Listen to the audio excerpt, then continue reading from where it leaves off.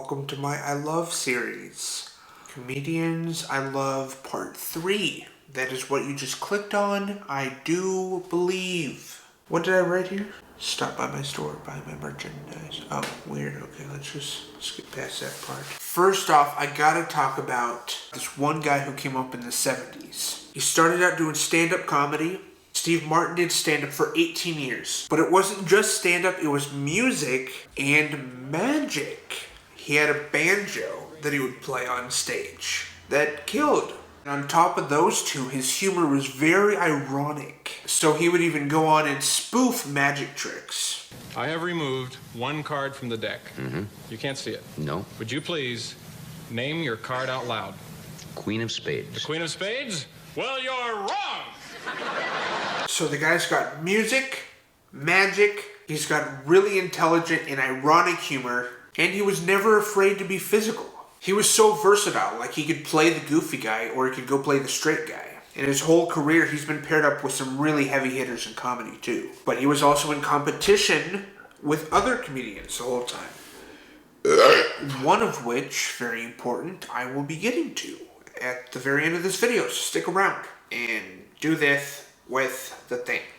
He might have even been the first to have arena shows, which is like history actually. And then really found movies. And he started doing those. He was so calculated with his humor, and he could be so outrageous. In the transition of movies, he was versatile there too, to where he could play the leading man, or he could pair up, and he often did. He's a businessman. He's an author. He knew when to make the transitions, and another transition that he made is the transition into fatherly roles. Father of the Bride. Father of the Bride 2. I think there might even be a third one they're working on. That would be dope. I was on a tour in Los Angeles, and we were driving past Steve Martin's house, and the tour guide says, "Hey, look, there's Steve Martin." And there was Steve Martin inside of his house. I could see, this was all that I saw. All I could see was literally his head above the computer so one of his frequent, I smell burnt toast. One of his frequent collaborators, Steve Martin's in this case. Yeah, still talking about him. Okay, Jeff, that was harsh. Martin Short. Welcome to the 90s, Mr. Pong. Steve Martin and Martin Short are an explosive duo together. It's not okay. Is that clear? I understood that part, yeah. Three Amigos. And Chevy Chase, I'm going to talk about him right after this. Three Amigos is a movie that I discovered when I was like 6. I can quote probably the whole thing. Party, party, party, party, party. My little buttercup has the sweetest smile. His little buttercup. In Three Amigos, they each have their own distinct style. Comedically. Not fashion, guys.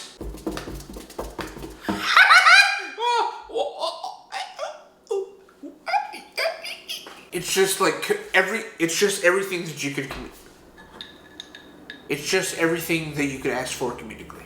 Martin Short is full of comedian impressions. Robin Williams is wonderful. Yeah. Oh, he's got so much energy. Oh, it's so incredible. Oh, he came back. Oh, Little Me is so wonderful. Oh, it's like, oh, that Neil Simon, so incredible. Wrote The Odd Couple. Oh, Odd Couple, like Siegfried and Roy doing love letters. Ha! You know.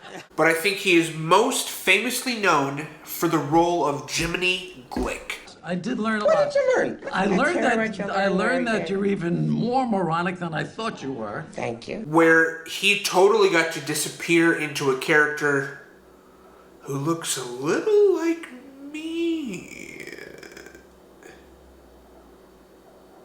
Decades, Martin Short played this reoccurring character. It's unbelievable the amount of A-list celebrities that he got to interview in this goofy style. In the makeup, with the physical comedy and the absurd questions and the high and low voice. It's insane, and I didn't know how extensive it was until I did the research and looked it all up on YouTube. It's all there. So his stature and his physicality really suited him for comedy. It was a clear demonstration of the comedians that had come before him. Charlie Chaplin, Buster Keaton, Jerry Lewis. Martin Short seems like such a hoot. Even on his talk show appearances, he's just crazy. Even in his 70s. Movie theater for free. Because of Three Amigos, as I spoke before, I followed all of the Three Amigos on their own career paths, and I stuck with them until now.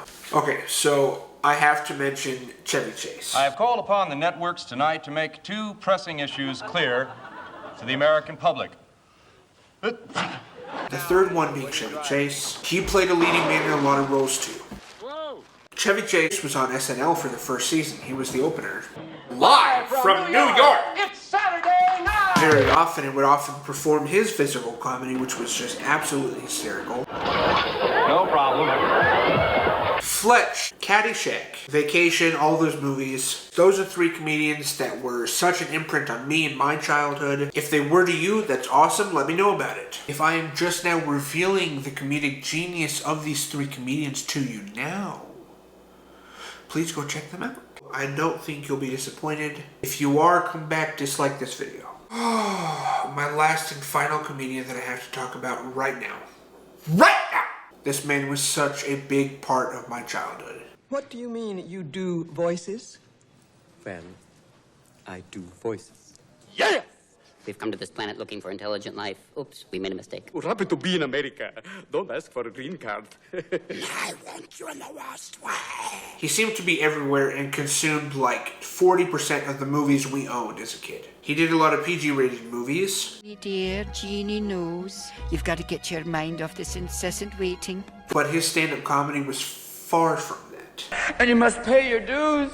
This is why I had to give up alcohol, because you have to pay the next day. Pray, dear Lord, please don't hurt me now. Robin Williams was in direct competition with Steve Martin during the 70s. Williams relied solely on his words and ability to completely improvise, go off script, go wild, go crazy. His crowd play was absurdly genius. Sometimes it's all his act would be. He wouldn't even have an act prepared, he would just talk to the audience and it would be hilarious to everybody. That ability to improvise and be off script completely affected his movie making, and it made him nearly impossible to interview on a talk show format.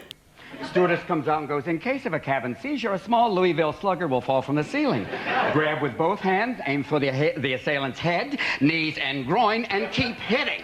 Man, I'm hungry. He was so unconventional in his comedy and his philosophy, and this clearly indicated his personal beliefs. In that great calling that I believe Robin Williams had to speak to the masses, he also struggled a lot with vices. Remember when you get so stoned you can actually see a fly in space going... He started out on Mork and Mindy, and I think did 6 seasons of that show and was extremely popular. I believe he was doing stand-up before, during, and after that time. And he absolutely exploded to millions of people, and I sympathize with Robin Williams and the big persona that he had to be during the 64 years of his life. Not only the substance abuse, but he had such grave depression and a serious dark side that you should kind of expect those people to have. Even if you know them in your personal life. I'm talking about me, I'm talking about Jim Carrey, I'm talking about Chris Farley, John Belushi. And I think this is known, but funny people are sad people. He was haunted because of that, and unfortunately he removed himself from this earth, which is hard to take. I remember exactly where I was and what I was doing when I found out that Robin Williams had died. And I actually didn't believe it. I thought it was a prank, but it was the news. So like, I was at work and I went back out to the truck. I had just seen that on TV. Probably 15 minutes, but since I had seen it, I hadn't thought about it again because I completely wrote it off as a joke. And then my boss came back out to the truck. And he goes, "Did you see that Robin Williams just died?" And it wasn't until he said that it clicked with me. And I said to him, "Shh, I was hoping that wasn't real."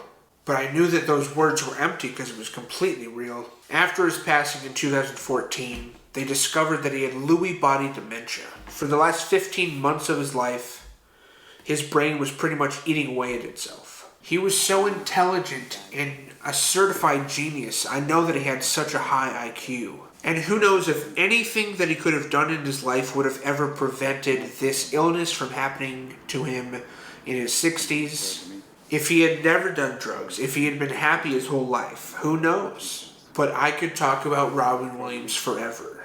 His individual roles, I'm not even talking about the comedy, I'm talking about his dramatic, his even dark and kind of creepy roles. They're just incredible. He puts so much, he studied acting at Juilliard. This dude knows what he's doing. All of that energy and brain power, when he would take it from comedy and put that into a dramatic role, it was just so electric. Robin Williams stood for so much of what the artist should be in the freedom of expression, the freedom of thought, the freedom of opinion, and honesty and love to yourself despite what happened, but he didn't know. He didn't know that his brain was doing that to itself. That's the saddest thing about that to me, is that he didn't know that he was sick. For 15 months, he had been misdiagnosed by doctors, which is just awful. All that to say that my love and sympathy is all there for Robin Williams, despite how hard it is to take the news of his death. And the news of no future with Robin Williams. He would be 74. And what would Robin Williams be at 74 right now? It's crazy, and I didn't mean for this to be a downer of an episode. I truly love and cherish these comedians. Episode 2 to episode 3, there was a long space in between. I'm so sorry about that. Next, I'm going to be talking about some 90s comedians that you definitely know and are with me and loving too, I so hope. Alright, it's 1 in the morning.